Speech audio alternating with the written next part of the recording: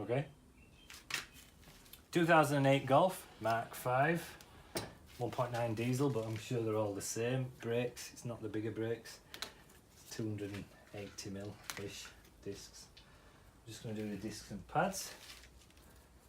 First of all, you're going to need a 7mm Allen key just to release the brake caliper. Make that a little bit quicker with the impact wrench if wanted. These look like they've not been changed in a good number of years. Pretty rough.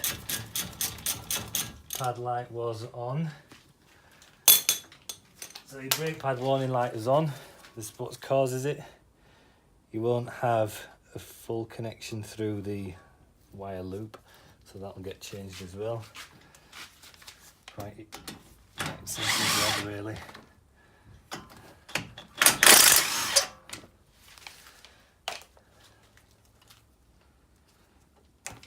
Once those are out, might just need a little bit of a pull from behind just to push them bolts out fully. Make sure they're all the way out. This then is out at the top and then sort of levers at the bottom. Sometimes the pads will stay in place, sometimes not. Something like that. Obviously absolutely shot, gone. Pads are useless. Hang that so you're not bending your brake flexor too much. These are pretty Volkswagen unique kind of clip. The best way of unlocking these is to push them into position, and then if you can get your finger or your nail in there and then just pull back and then the release. That's pretty much all electrical connections on Volkswagens are about the same. I like to clean these sort of carrier shoulders up just so that the new pads are sort of free moving. I'll have a better look at them in a minute, but let's get this disc off. I think this is a T30 torque bit. I like to use the impact wrench. Seems to get them off a bit easier. So the disc off. Might clean up a bit before the new one goes back on, but we can have a decent scrape of these shoulders now. This is the kind of thing a lot of people neglect to do, and you get sort of sticking pads or uneven pad wear on your next set if you don't sort of evenly apply the brakes. Nothing too extravagant on these. Right, we'll put the new disc on, it's pretty quick.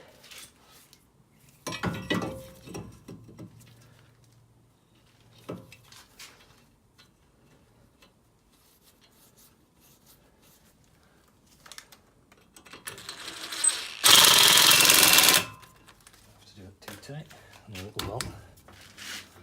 Right, okay. Pads. There's a front and a back. Obviously the back one is the one with the pad wear indicator.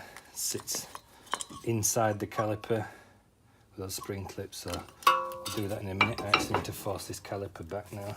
Let's get the tool to do that.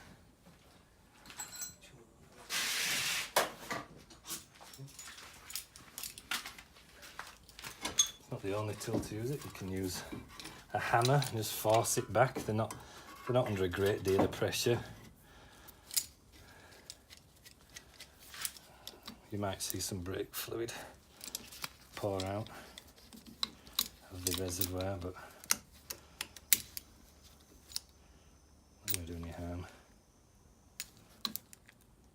If this doesn't go back in, then you may have an issue with your actual caliper, but that'd probably be given away by uneven pad wear.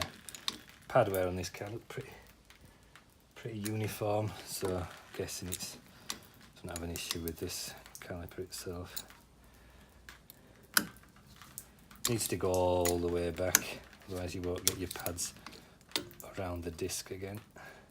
I think we're about there.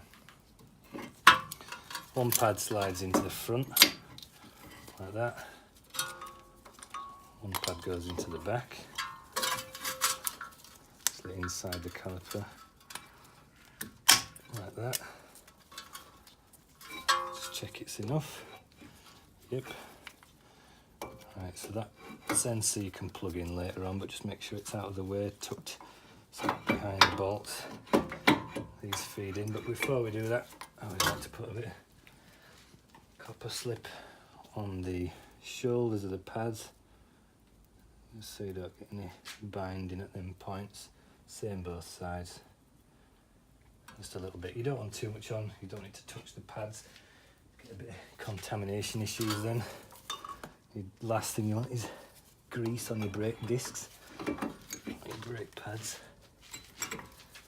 Oh yeah, one last thing, which I've just done. These get pretty corroded.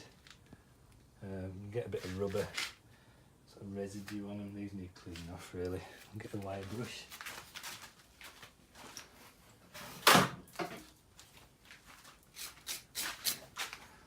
And just clean them off.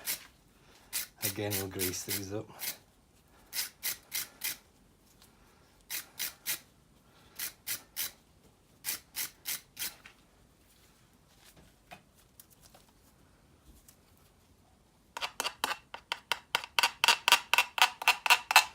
Don't need too much. I don't want to go crazy on it.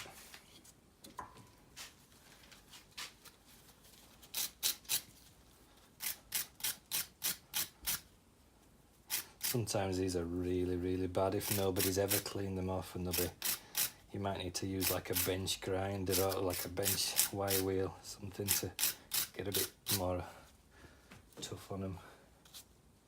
These ones are pretty good. No real issues with them. And then just same back in again. Use the impact to make it a bit quicker. Can get in.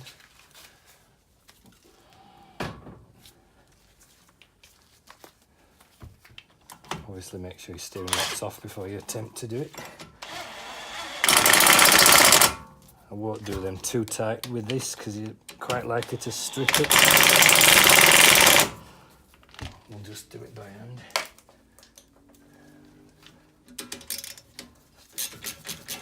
Make sure that seating going right.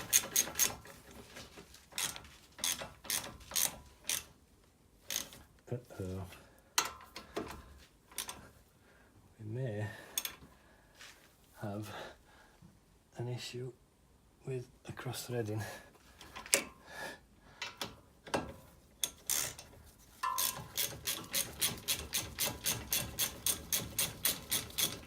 What not to do. That's why you shouldn't use an impact wrench to start your bolts off with. Absolute no-no.